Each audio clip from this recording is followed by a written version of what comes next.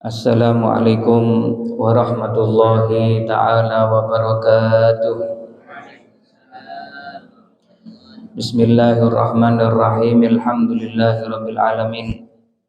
Wassalatu wassalamu ala ashrafil anbiya wal mursalin sayyidina Muhammadin khatamin nabiyyin wa ala alihi wa sahbihi ajma'in. Subhanaka la ilma lana illa ma 'allamtana innaka antal alimul hakim. Rabbi shrah li sadri wa yassir li amri wa hlul 'uqdatam min lisani yafqahu qawli. Amin. Amma ba'du. Hadaratul muhtaramin ingkang kula hormati segenap jajaran takmir Masjid Jami' Dinoyo, segenap sesepuh bini sepuh, Bapak Ibu hadirin hadirat rahimakumullah. Alhamdulillah, syukur alhamdulillah, pagi yang berbahagia ini kita telah sama-sama dipertemukan kembali oleh Allah Subhanahu wa ta'ala di dalam sebuah pertemuan yang insya Allah penuh dengan cucuran rahmat berkah dari Allah Subhanahu wa ta'ala, dalam rangka kita melaksanakan sholat subuh bersama, zikir bersama. Lalu seperti biasa kita akan sedikit membahas, mengkaji syariat kekasih kita Nabi besar Muhammad sallallahu alaihi wasallam. Dalam hal ini akan kita membahas tentang al-aqriba, yaitu sanak kerabat di dalam pandangan Islam, yang mana mudah-mudahan kula kali panjenengan sedaya tansah pinaringan sehat wal afiyah. Mudah-mudahan kita ini senantiasa diberkahi dan diridhai oleh Allah Subhanahu wa ta'ala, baik di kehidupan dunia maupun sampai kehidupan akhirat. Amin ya rabbal alamin. Hadirin hadirat rahimakumullah, pagi yang berbahagia ini pula kita akan sedikit membahas tentang al-aqriba, yaitu sanak kerabat di dalam pandangan agama kita yang dibawa oleh kekasih kita Nabi besar Muhammad sallallahu alaihi wasallam, yang mana para ulama niku telah membagi al-aqriba, sanak kerabat itu dibagi menjadi dua. Yang pertama dinamakan qarabatun qaribah, yaitu sanak kerabat yang dianggap dekat. Niku saudara-saudari kita, kemudian paman bibi kita, bude bule dari pihak ayah dan dari pihak ibu, kemudian anak-anaknya bude dan bule dari pihak ayah dan dari pihak ibu. Itu semuanya itu dinamakan qarabatun qaribah, sanak kerabat yang dekat dari segi penamaan saja. Kemudian adapun kalau bahasa kita mendoan, yaitu dua kali misanan, itu masuknya adalah qarabatun ba'idah, yaitu sanak kerabat jauh ya, walaupun baik yang qarabah qaribah maupun qarabah ba'idah, yang dekat ataupun yang jauh, semuanya berhak untuk mendapatkan al-ihsan. Al-ihsan itu nggih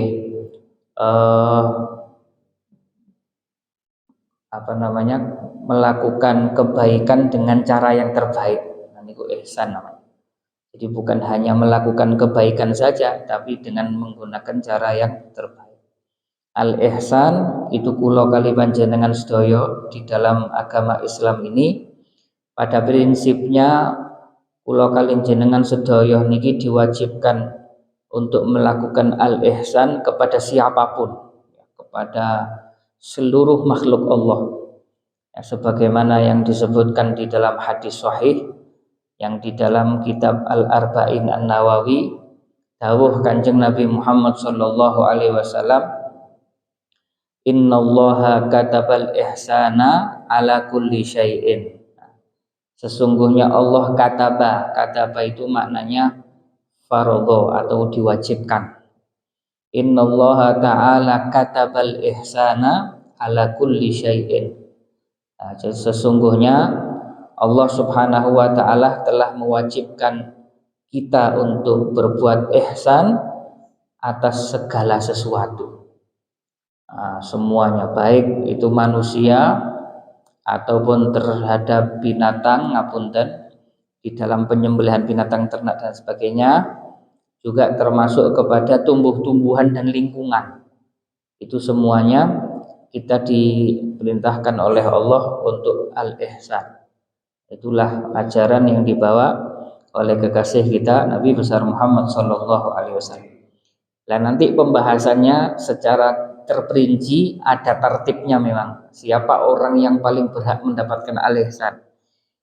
Kalau yang berhak nggih semua, ya semua berhak mendapatkan kebaikan dari kita. Tapi ada napa jenenge urutan, tertibnya niku ada tertibnya sebagaimana yang didhawuhaken oleh Kanjeng Nabi besar Muhammad sallallahu alaihi wasallam di dalam hadis hasan yang diriwayatkan oleh Al-Imam Abu Dawud, ya, indama su'ilan Nabi sallallahu alaihi wasallam, tatkala Nabi pernah ditanya, ya Rasulullah, wahai Rasulullah, man abar, siapakah orang yang paling berhak mendapatkan kebaikan, yang paling berhak, di istilah nomor siji nih. Kanjeng Nabi dawuh, qala ummuka, Kanjeng Nabi dawuh ibumu, summa ummuka, kemudian ibumu, summa ummuka, kemudian ibumu, summa abaka, kemudian ayahmu, summal aqrab fal aqrab, kemudian sanak kerabat yang dekat, kemudian sanak kerabat yang lebih dekat. Jadi sanak kerabat yang lebih dekat, kemudian sanak kerabat yang dekat. Jadi semua mendapatkan, baru yang lainnya. Tapi secara tertibnya pertama ibu, nah, kemudian ibu, kemudian ibu, kemudian ayah.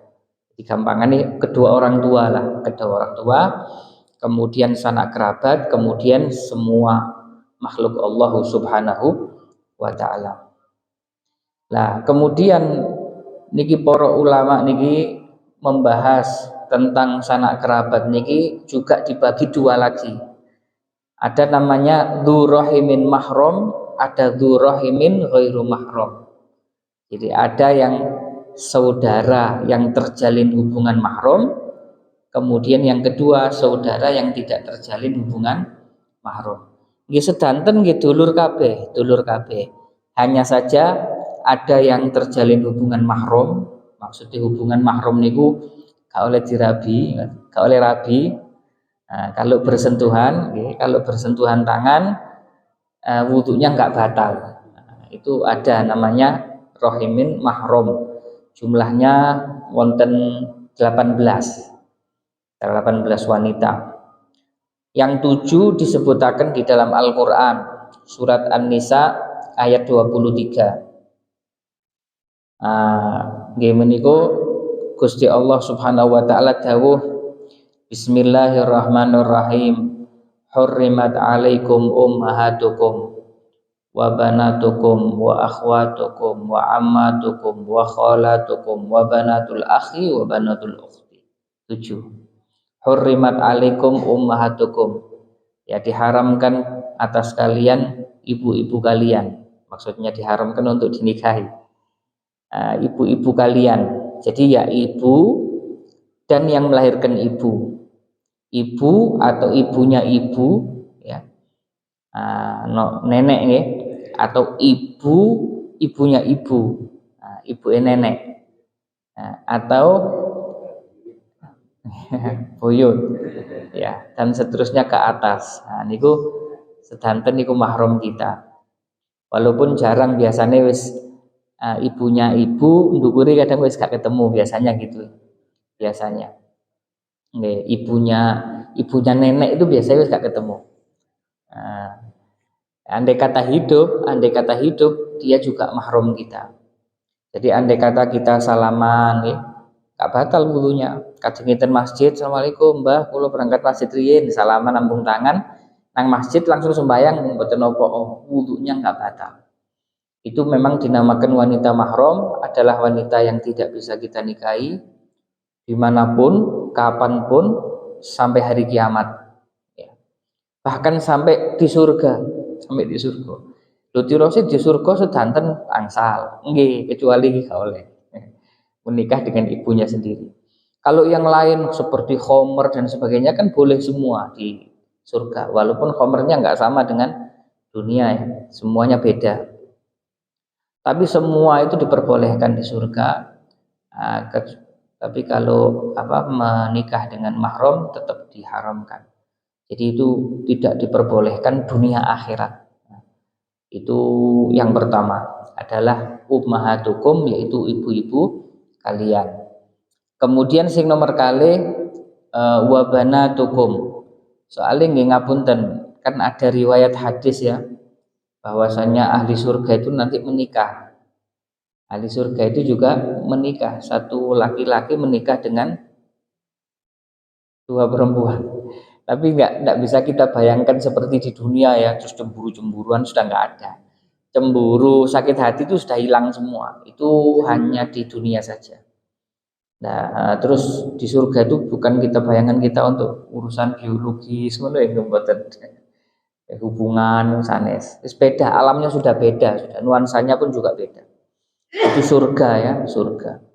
Jadi nanti wanita yang di dunia itu meninggal gak punya suami kan banyak. Itu nanti sama Allah diberikan pasangannya, di surga itu diberikan pasangannya. Termasuk kekasih kita Nabi besar Muhammad SAW itu mungkin dipasangkan dengan Siti Maryam. Siti Maryam ibunya Nabi Allah Isa juga dipasangkan lagi sama Asiyah. Asiyah niku istrinya Fir'aun. Istrinya Fir'aun itu mulai semenjak menikah, tapi Fir'aun tidak bisa menggaulinya, mengumpulinya seperti itu.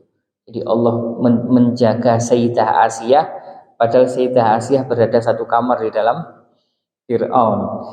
Jadi kalau Allah sudah menjaga untuk tidak bisa disentuh, enggak bisa disentuh. Nah, coba kita lihat Sayyidah Asiyah istrinya Fir'aun itu sampai tidak mendapatkan seorang anak ya. Jadi Sayyidah Asiyah itu ahli ibadah, setiap habis ibadah ndonga supaya diselamatkan dari Fir'aun, suaminya sendiri. Itu. Iku mangke di surga dipasangkan Siti Maryam dan Asiyah dipasangkan dengan Kanjeng Nabi. Seperti itu. Nah, terus walaupun itu terjadi nanti dipasangkan, tapi seorang ibu tidak mungkin bisa untuk dipasangkan dengan anaknya sendiri. Jadi itu memang sudah tidak boleh di dunia dan di akhirat. Jadi ini sing nomor setunggal adalah ibu kita dinamakan mahram kita. Nah, kemudian yang nomor dua niku adalah wabanatukum, jadi putri-putri kita. Nah, putri kita atau anaknya putri kita. Apa niku? Cucu. Nah, anaknya putri kita atau cucunya putri kita. Napa jenenge? Cicit nggih, cicit. Atau cucunya cucu kita. Niku cadas. Cicinya cicit ya. Nggih. Niku dan seterusnya ke bawah, nggih. Atau putri atau anaknya putri dan seterusnya ke bawah. Nah, itu juga mahram kita. Jadi kalau dari pihak atas, dari pihak orang tua terus ke atas semuanya mahram kita. Dari pihak anak terus ke bawah semuanya adalah mahram kita. Itu sing nomor kali. Nah, kemudian sing nomor 3 wa akhwatukum, itu saudari-saudari kalian. Jadi saudari kita itu mahram kita. Kemudian yang nomor 4 adalah wa ammatukum, bibi-bibi kalian, bude atau bule dari pihak ayah.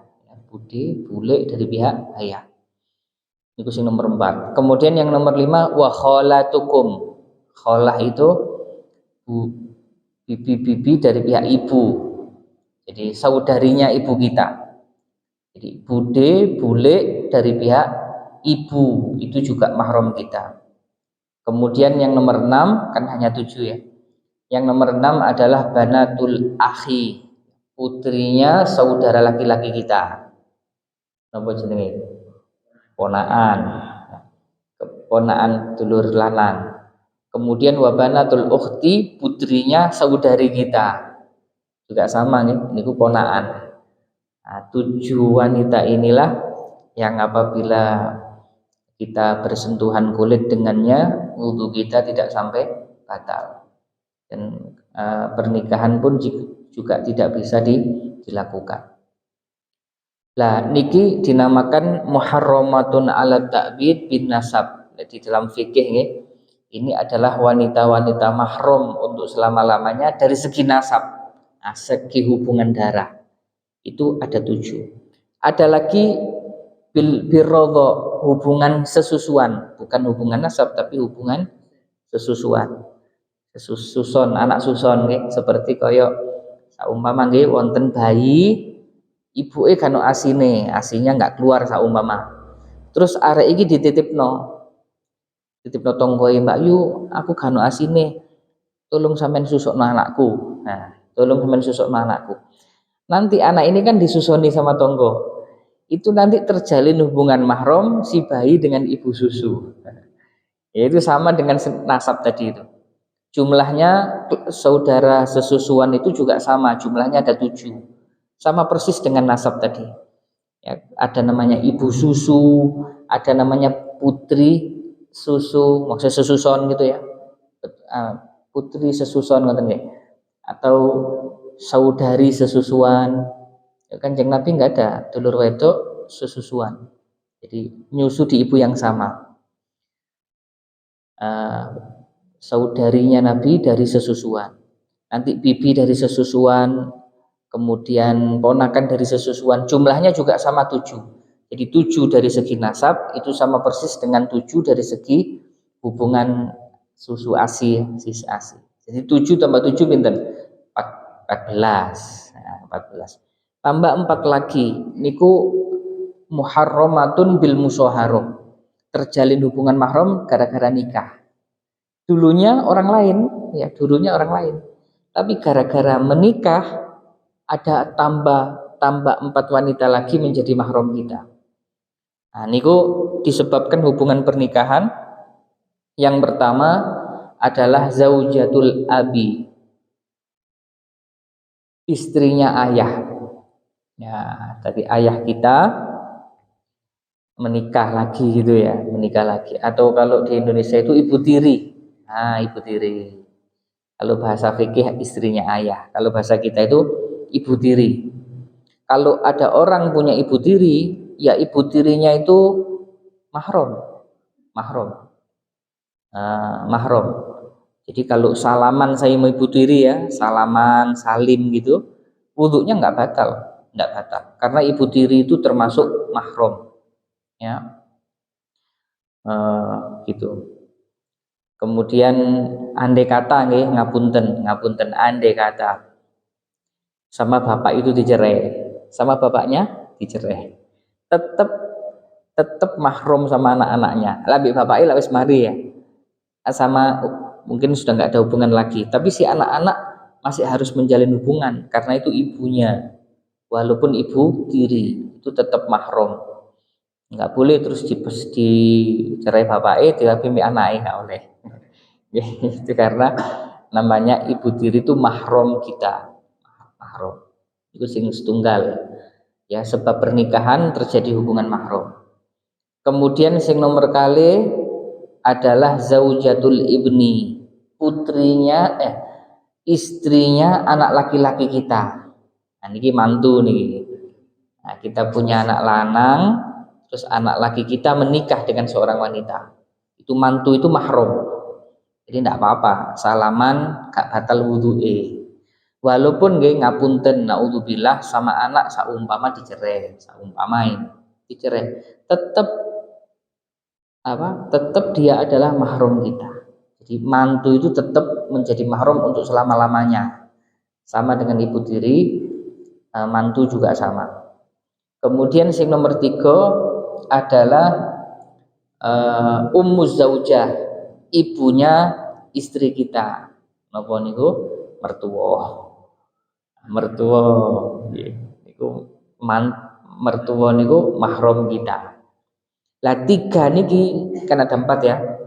Yang tiga ini menjadi mahram ketika akad nikah, ijab kabul. Jadi ketika ijab kabul, manteni ngomong ini, qabil tu nikahaha wa tazwijaha bil mahril madhkur. Sah, nggih, sah. Nah, itu langsung otomatis tiga ini jadi mahram. Langsung otomatis, walaupun sik gurung ketemu ibu bojone. Walaupun gurung ketemu ibu bojone, tiga ini langsung otomatis jadi mahram. Kecuali yang satu ini beda dewe. Yang satu ini kan ada empat ya. Tiga sudah, yang satu ini bintu zaujah, putrinya istri. Apa nih putri ini? Jadi ada seorang wanita, anak gawan. Nggih, niku ada seorang wanita punya janda seumpama ya, punya putri. Terus dinikahi oleh seorang laki-laki. Nanti putrinya istri itu jadi mahram. Kapan jadi mahram? Kalau ibunya sudah melakukan malam pertama. Nih, ngerti ya Mbak ya? Malam pertama, jadi sudah melakukan hubungan kelamin sama suaminya. Baru si anak menjadi mahram. Jadi kalau qabiltu nikahaha wa tazwijaha bil mahril madhkur. Nah, itu putrinya istri kurang jadi mahram si anak. Belum jadi mahram. Ketika sudah melakukan malam pertama, sudah kumpul, nah baru si putri itu langsung otomatis menjadi mahram. Jadi sama saja, cuman ada beda sedikit begitu. Kalau yang tiga itu menjadi mahram ketika ijab kabul langsung jadi mahram. Tapi lek sing setunggal niki menjadi mahram apabila si ibu sudah melakukan hubungan dengan ibunya putri tadi itu sudah melakukan hubungan dengan suaminya. Baru suami itu mahram dengan putrinya. Jadi mahram untuk selama-lamanya ya. Jadi tidak boleh cerai mbak ibu itu tapi mbak anaknya, mboten asal. Sudah otomatis itu nanti menjadi mahram anak untuk selama-lamanya. Jadi lek digabung sedanten 14 sama 18, semuanya itu ada 18 wanita mahram. Nah, maka dari itu selain 18 ini bukan mahram. Bukan mahram kita. Saumpama nggih ngapunten yang umum-umum saja. Di masyarakat kita mungkin napa nggih istrinya kakak. Umpama kula kalian jenengan duwe kakak ya. Kakak kita punya istri. Napa jenenge niku? Kakak ipar. Nah, kakak ipar niku bukan mahram kita. Jadi kalau saumpama salaman, ya wudu'e batal. Kalau punya wudu. Katinang masjid saumpama, katinang masjid. Anu Mbak Yu, kula berangkat riyin ya, salaman nembung tangan. Terus nang masjid, ya harus wudu maneh. Harus wudu lagi. Kenapa kok wudu lagi? Karena wudunya batal. Karena kakak ipar bukan bedol ambek bibi kandung salaman nggak apa-apa. Wudunya nggak batal. Kakak ipar bukan mahram. Loh kakak ipar kok bukan mahram? Iya, karena kan tidak masuk di dalam 18 itu. Tidak masuk dalam 18 itu.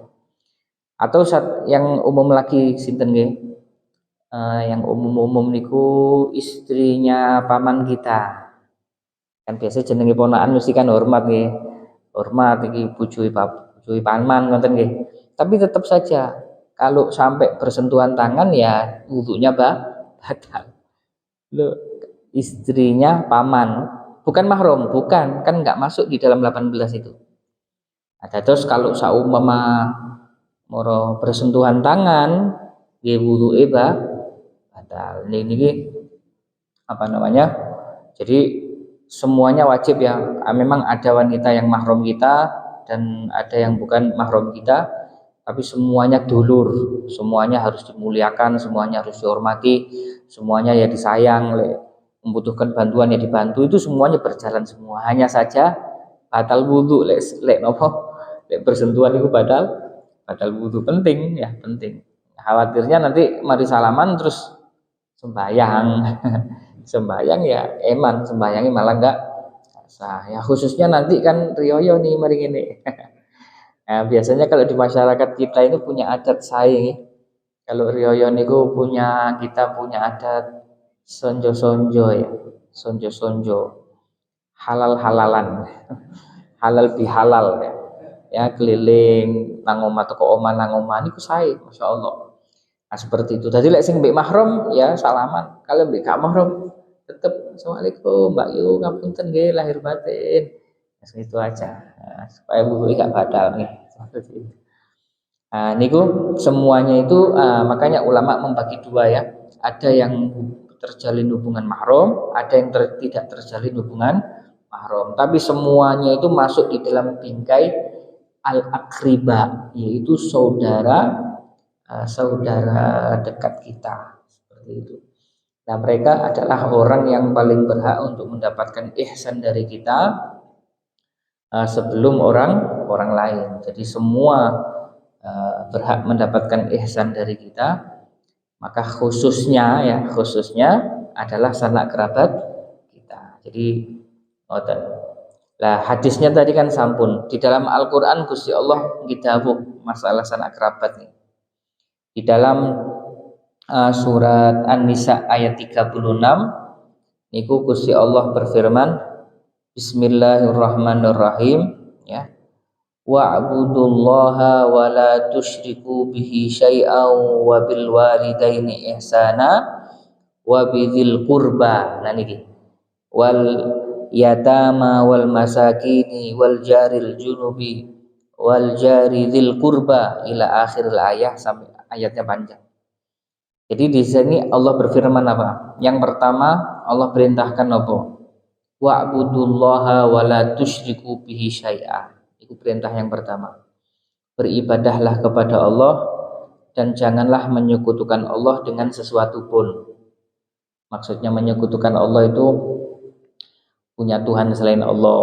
Nah, ini tidak boleh. Namanya apa? Musyrik. Punya Tuhan selain Allah.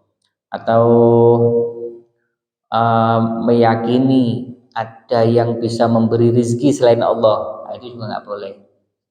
Yang namanya menyekutukan Allah. Atau secara garis besar ya, meyakini napa jenenge ada yang bisa memberi manfaat selain izin Allah. Nah, ini. Jadi kita bisa dapat manfaat dari orang, dapat manfaat dari teman, tapi dapat manfaat dari manapun, tapi tetap di dalam hati kita ini semuanya bisa terjadi karena ada seizin Allah. Berarti itu tauhidnya terjaga. Terus begitu juga kebalikannya. Tidak ada yang bisa memberikan madorot, keburukan. Tidak ada yang bisa memberikan keburukan kecuali dengan seizin Allah. Itu berarti tauhidnya terjaga. Jadi di alam semesta ini semua manfaat bisa terjadi dengan seizin Allah, madorot juga bisa terjadi dengan seizin Allah. Jadi Allah berkehendak dados nggih dados. Lek Gusti Allah enggak berkehendak maka tidak akan terjadi. Nah ini berapa hari nih? Sehari atau 2 hari yang lalu. Kula niki ningali video modele viral itu. Mungkin jenengan ningali napa mboten? Arek cilik sak pinten iki paling TK paling. TK iku di pantai pinggir pantai itu adus-adus di pantai arek cilik-cilik. Ada yang sama orang tuanya dijogo. Terus wonten niki napa? Ombak. Ombak niku dhuwur entah berapa meter. Semua orang lari. Si anak kecil ini julinan dewenan, semua lari dia tunggu sendiri. Itu ombak langsung turun di depannya dia.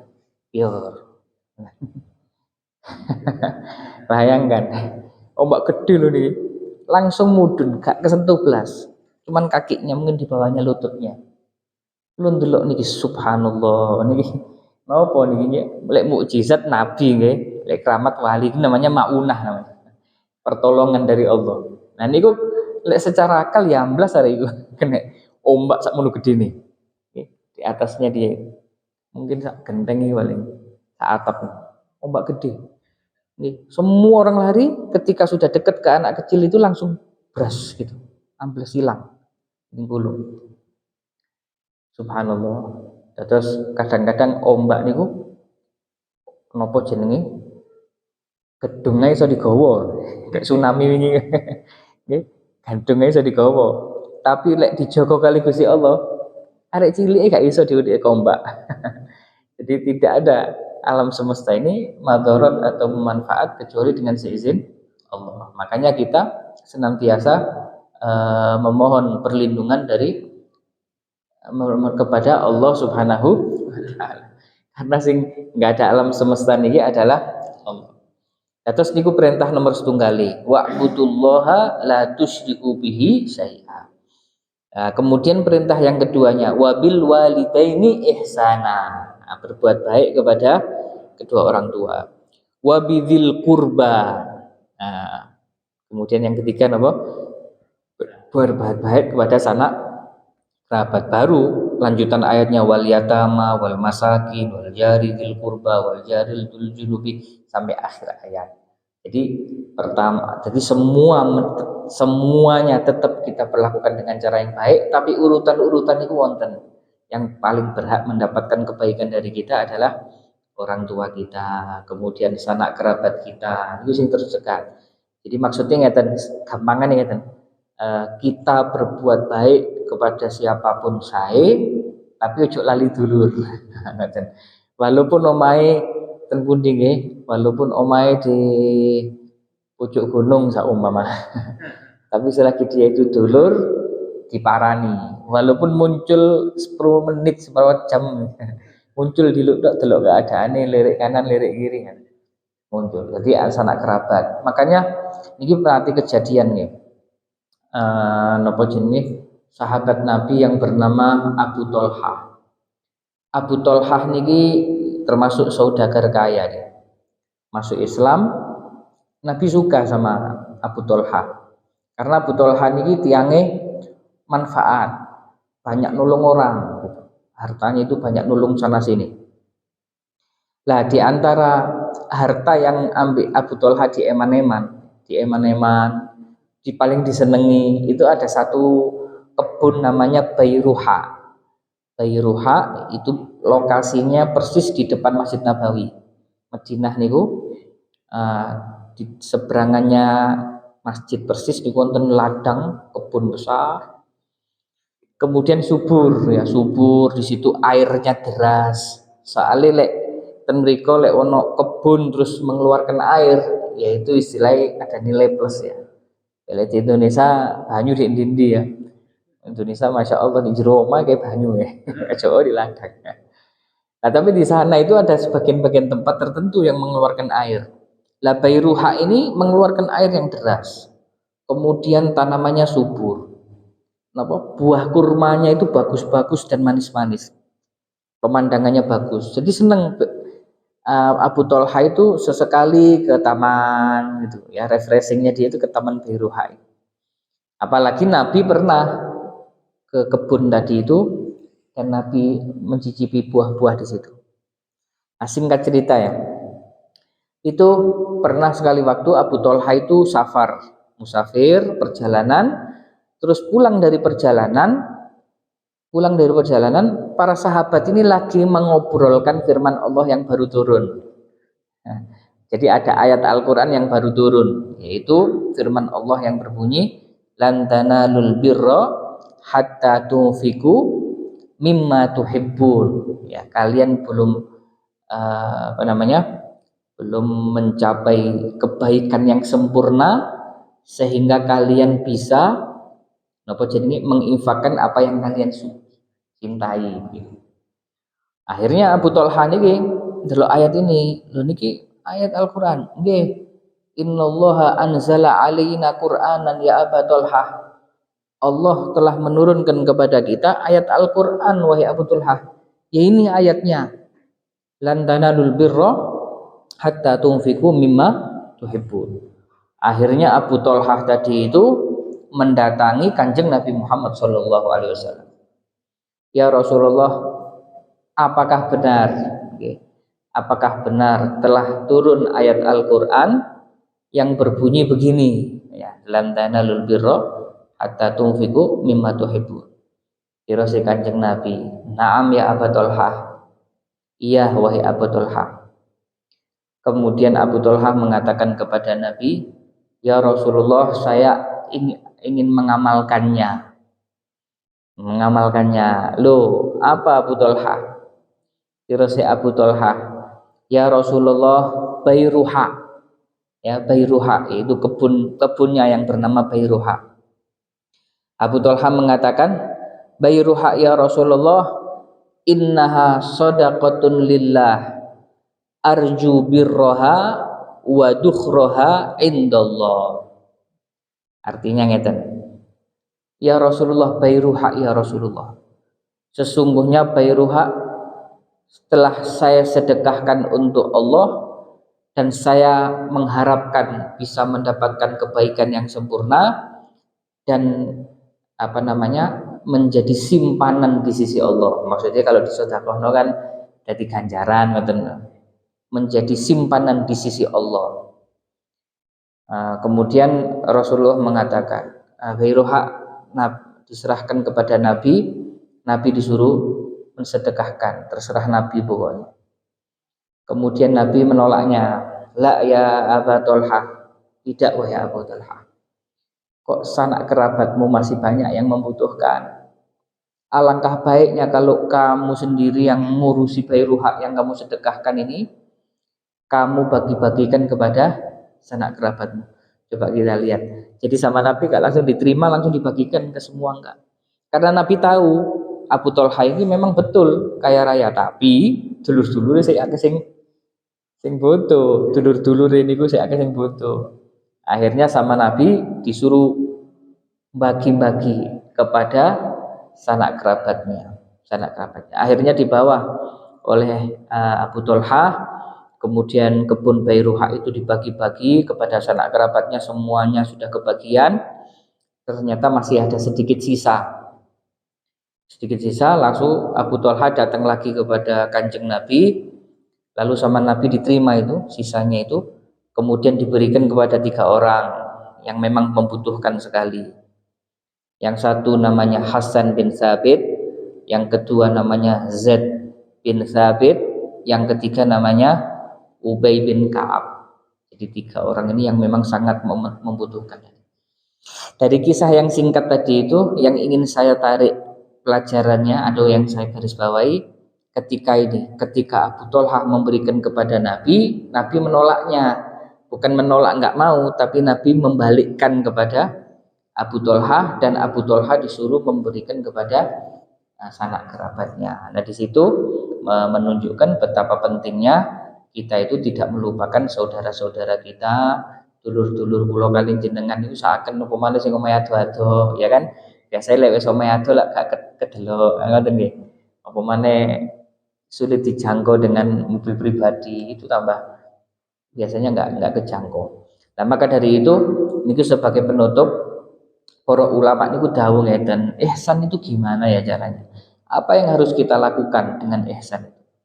Firasat ulama ada tiga tingkatan untuk kita melakukan berbuat baik kepada sanak kerabat kita. Yang pertama adalah ziaratuhum, itu nomor setunggal, adalah menziarahi mereka. Diparani sik, sing penting diparani sik. Engko gampang, sing penting ketemu dhisik. Didelok nang omahe, di ngobrol, dilirik kanan, dilirik kiri, delok keadaannya. Sing nomor kali tingkatan yang kedua, wasodaqatu alaihim, mensedekahi mereka. Didelok, oh modele iki ngapunten gak napa-napa, wonten mek banyu putih tok. Didelok gak suguhannya enggak ada, oh modele iki kurang sembakone. Nah, saumpama niki nggih sebentar ya, nang tuku sembako dulu, tuku beras, tuku gula, tuku minyak. Iki alhamdulillah ono rezeki lebih damel sampean. Nang dulur iku mang dikekno. Ya semampunya enggak harus. Lek padha gak duwene ya wis. Lek pas kebetulan punya harta lebih, nah itu dikasih. Lek didelok panganane masyaallah metu kabeh suguhe metu jangane metu segala macam metu. Ya, tapi didelok omahe bocor kabeh, gentenge bocor. Oh, ngapunten aku duwe kenalan tukang, tak kon nang kene ya. Terus jok repot-repot, gak apa-apa, gak apa-apa. Golekno tukang, Pak, sampean dandani kabeh genteng-genteng iki kula sing bayar. Atau mungkin kalau delok omahe ya wis gak ono sing bocor, manganane wis cukup, tapi didelok sak umpama niki klambi anak-anake suwek kabeh, ditukokno klambi. Ya ditukokno klambi. Nah, ngoten. Itu tingkatan yang kedua. Yang pertama adalah ziarah, ketemu dhisik. Setelah ketemu kan roh keadaan.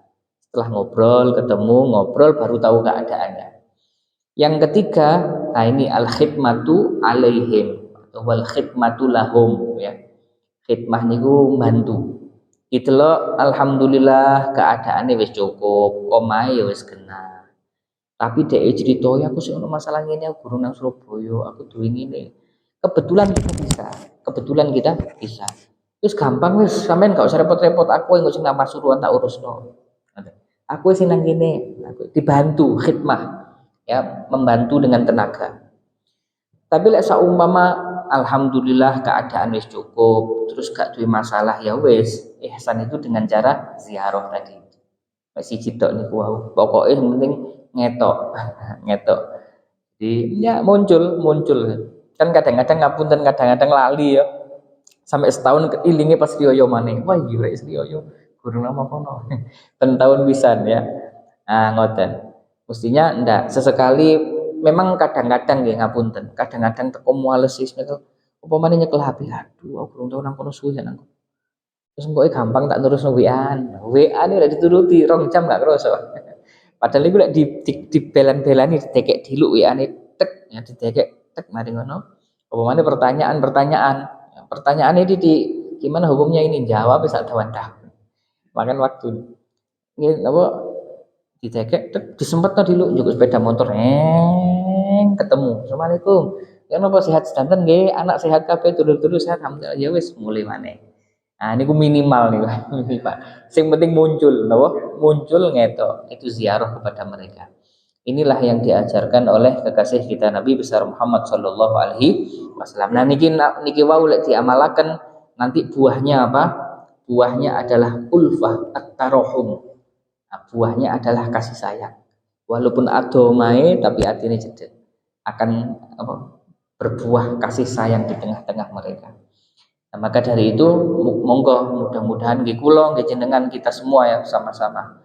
Nggih jenengan nggih kula kita semuanya bersama-sama terus berusaha untuk memperbaiki diri kita, memperbaiki hubungan baik kita dengan Allah. Ramadan ini momennya ya. Nah, mari ini sebentar lagi kita juga bertemu dengan Syawal. Syawal itu biasanya kan saling silaturahmi, sing retak-retak dieratkan lagi. Harapannya kita semuanya mendapatkan ridho dari Allah Subhanahu wa taala dan ridho dari kekasih kita Nabi besar Muhammad sallallahu alaihi wasallam. Mugi-mugi kula kaliyan jenengan sedaya diparingi kekuatan istiqomah oleh Allah Subhanahu wa taala. Mudah-mudahan kita diberikan pertolongan oleh Allah Subhanahu wa taala untuk bisa mengikuti apa yang diajarkan oleh kekasih kita Nabi besar Muhammad sallallahu alaihi wasallam, qadaman ala qadamin, setapak demi setapak, sedikit demi sedikit. Mugi-mugi pada akhirnya nanti setelah panjang umur, sehat afiat, mudah-mudahan pada akhirnya kita semuanya nanti akan diwafatkan dalam keadaan yang terbaik, wafat dalam keadaan husnul khatimah, masuk ke dalam surga Allah bersama kekasih kita Nabi besar Muhammad sallallahu alaihi wasallam. Amin ya rabbal alamin. Bismillahirrahmanirrahim. Alhamdulillahirabbil alamin. Allahumma shalli wa sallim ala sayyidina Muhammadin wa ala ali sayyidina Muhammad. Allahumma inna nas'aluka fahman nabiyyin hafdzul mursalin wa ilmal malaikatil muqarrabin. Allahumma aghnina bil ilmi wa zayyinna bil hilmi wa akrimna bit taqwa wa jammilna bil afiyati bi rahmatika ya arhamar rahimin. Wa sallallahu ala sayyidina Muhammadin nabiyil ummi wa ala alihi wa sahbihi wasallam. Walhamdulillahirabbil alamin bisirril Fatihah. Amin.